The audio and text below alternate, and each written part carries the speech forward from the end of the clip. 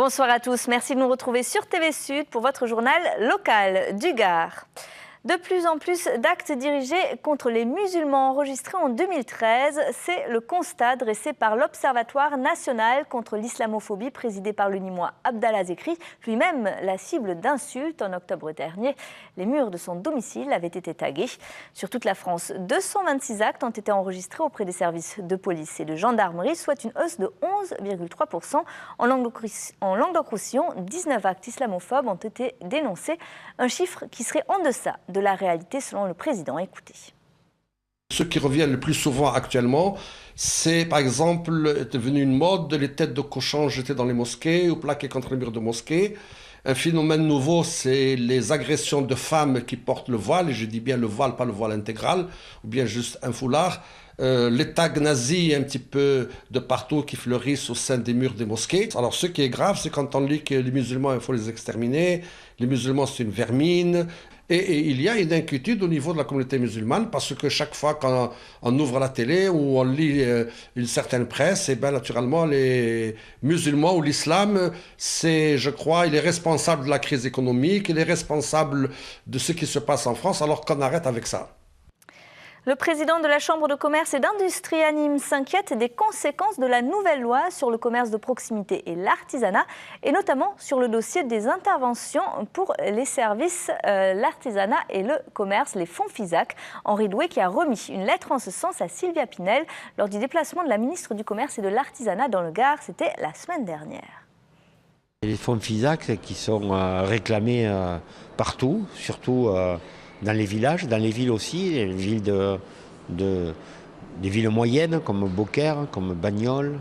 Nîmes en a eu en un temps aussi, des fonds FISAC, elle en a bénéficié. Aujourd'hui, malheureusement, c'est plus possible. Ça, c'est vraiment, je dirais, et c'est 200 millions d'euros au niveau national qui sont récoltés dans les grandes surfaces pour ces fonds FISAC et qui vont retourner dans le tronc commun de l'État, ce qui me paraît être quelque chose qui est tout à fait normal, puisqu'aujourd'hui on a tant besoin de financement du commerce de proximité.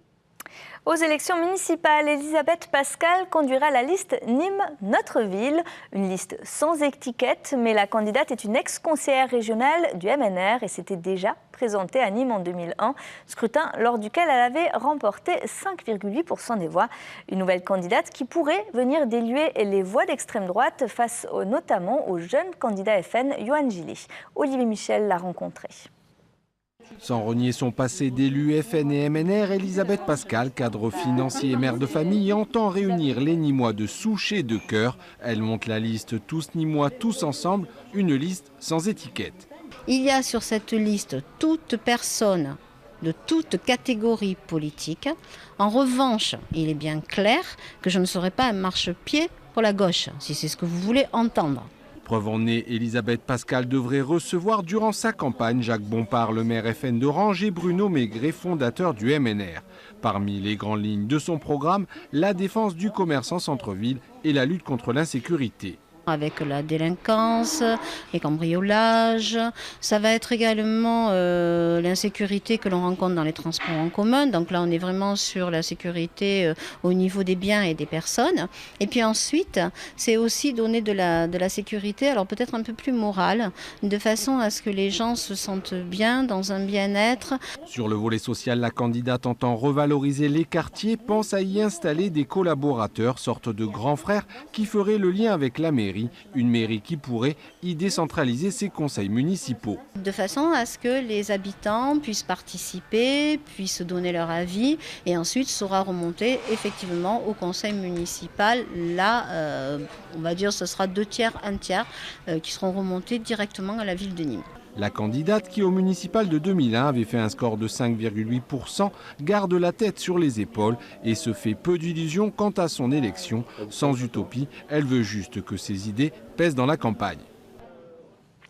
Ennio Morricone aux arènes de Nîmes, le célèbre compositeur de musique de film dirigera un concert le 5 juillet prochain.